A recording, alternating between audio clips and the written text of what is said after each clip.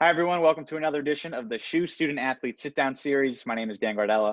Happy to be joined by a member of the Sacred Heart men's lacrosse team, rising senior Logan Liljeberg. Logan, thanks so much for joining me. How are you doing during this time, and how is your quarantine gone? Yeah, so it's been pretty good so far. Coming back in March, it's when it really started for, pretty much everyone's Sacred Heart. And it was tough transition in the beginning, kind of coming from school and being right in the season to having it all canceled. Kind of stunk, but I've been dealing with it pretty well. I know a bunch of the guys have, we've pretty much been talking every day, just kind of seeing how each other's doing. I started work 3 weeks ago, so that's been keeping me pretty busy. And then me and my sister also built a squat rack. We bought a bunch of weights, so I've been working out a lot, which has been nice, kind of keeping me sane during the whole quarantine vibe. I mean, every spring team has their story about where, and when they heard that your seasons were going to be cut short. For the men's lacrosse team, what was the series of events that happened leading up to when you got the official word that you weren't going to be continuing your season? Yeah, so it first started with the NESCAC schools. They canceled on Monday and started the Ivy Leagues. So at that point, we were kind of uncertain about what was going to happen, kind of with us and our season. And that was on Monday. We had a game coming up, first conference game against Mount St. Mary's coming up on Saturday. So our kind of whole goal was if we could just get one more game in, kind of we probably knew it was going to get canceled. So we just wanted to try to play one last game on Saturday. And then Thursday, March 12th rolled around. We had practice and we came down from practice. And that's when we saw our coach. He was like, everybody, we got to have a meeting in the film room. And pretty much at that point, we all knew it was gonna be canceled. It's kind of a kind of morbid vibe, but um, it was just tough to see the seniors go off like that. Most of the seniors, pretty much every senior's not coming back on our team. So it was really tough just to see their season get cut short. Everything they worked for the 4 years. So it was tough, but yeah. And I mean, for you, you're going to have your senior year to take a crack at it. And then there's also that opportunity to go for a fifth year that the NCAA ruled. Has that been something that's been in your mind? Have you thought that you may want to go for a fifth year? What's been the thought process since you learned that the NCAA was going to allow spring athletes to get an extra year of eligibility?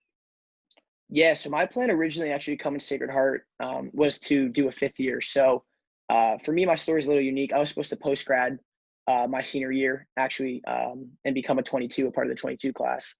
And then the PG year didn't end up working out. So I asked coach if I could redshirt. So I came into my freshman year just pretty much planning to redshirt and just do my fifth year, get my master's and play my fifth year. That was my whole plan. And then I ended up playing my freshman year. So I waived the redshirt year.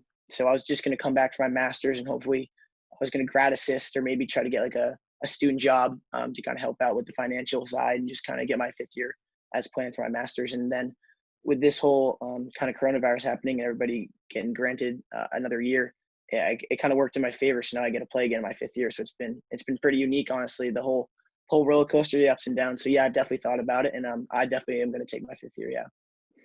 I know for a lot of spring athletes, the mental side kind of comes in when you're working toward playing for your season. You only play a handful of games and then things get cut short. For you, especially, not planning to play your freshman year, then you do play. You go from rookie team to first team in the conference to playing well in the 2020 season and then having it canceled. For you personally, what was that mental process like, trying to realize that you're not going to be playing again and you got to just work toward the 2021 season?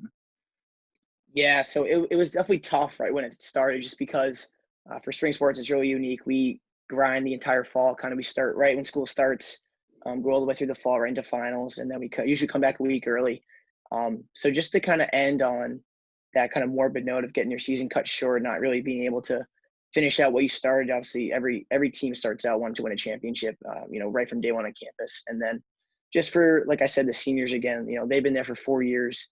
And just seeing their senior season cut short, not having a senior day, was really tough for me personally. So yeah, it was tough to deal with, kind of coming off the bat. But like I said, I'm lucky enough to be able to have another year in my senior year, and then hopefully that fifth year as well. So yeah, it was really difficult to kind of cope with, though, just seeing all those guys that have been around for 3 years not get a final chance to win a championship. That's our goal every year. So it was tough.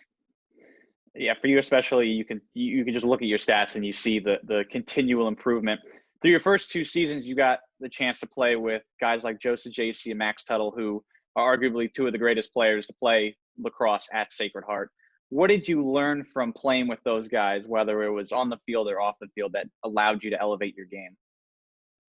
Yeah, I think it was just I think their attitude and work ethic that they brought to the game. Just for Max and Joe especially, they're two of the hardest working lacrosse players I know.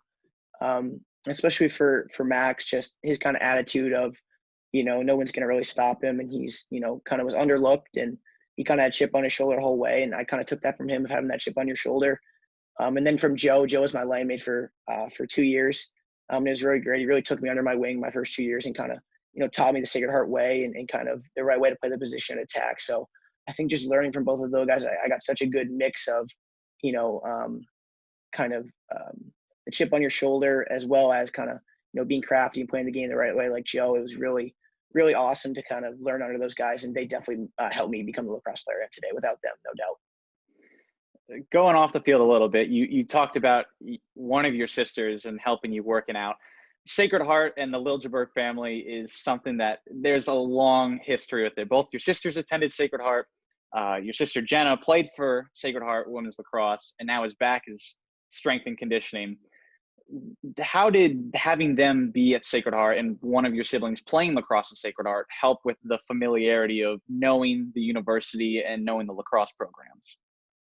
Yeah, so like you said, both my sisters actually attended Sacred Heart. Both Kelly and Jenna play for the women's team. So I was kind of around the school ever since I was in 8th grade up until, I came to Sacred Heart. So I was really familiar with the school.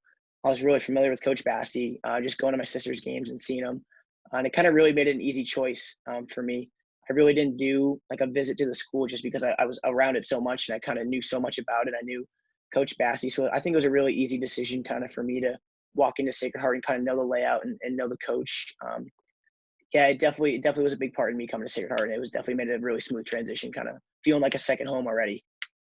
How often do you see her when you're around campus? I see her every day. Yeah, so it's kind of nice. Where I'm in the pit center every day, so is she. So it's kind of nice just to kind of have someone around the corner that I can turn to, who's a family member who kind of understands me and gets the kind of the athlete grind. So I can really turn to her. I've really leaned on her for the past 3 years as well, just to kind of get through the ups and downs of playing a sport and being in school and having the struggles of every athlete that has to overcome with injuries and just playing time and doing the right and wrong thing.